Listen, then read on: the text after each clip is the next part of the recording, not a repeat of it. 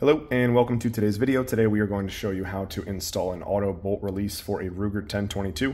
The product in question today is the Precision Print Labs version of this product. I will include a link in the description below, but this is simply an instructional guide. We have the trigger housing here. If you're not sure how to do that, I have other videos that you can browse on the channel, but basically it just fits into the housing like so. Pin number 1, pin number 2, and then we remove that first from the stock of the firearm, which is just held on by one screw here. Some people have a barrel band if you're running a stock configuration, so you would want to take that off as well. But let's get into this process first. So the first thing that you're going to want to do, I got a loose pin here.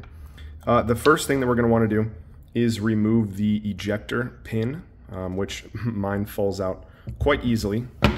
And so let's get this guy out here.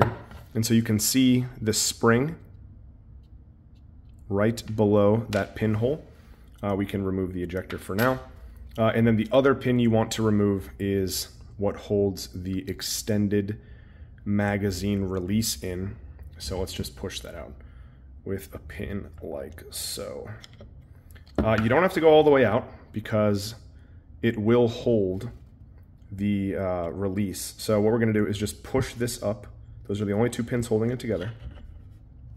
Push this out and we can release the whole part like so. So this is going to be the auto bolt release. It's going to go lip side in. This is going to touch the left wall of the trigger housing. So let's just replicate that in reverse. We're going to push this in. Got to get past that screw. Okay, so we got it in there. And it's going to come down the bottom right there. Let's get the extended magazine release set up first so we can go through that hole right there. You basically just have to line everything up. So if you can see right there, everything is pretty much perfect. So let's come in with the pin, get that locked up. So we're good to go there. The bottom is set. Now we need to get the top with the ejector. So we're going to put this in like so. That hole is going to line up with that. And now we can come in from this side and make sure everything gets lined up. And then one last thing is you see that spring right there. You need to make sure that's pressed down so this pin can go in like that. That's it. So now this is all back together.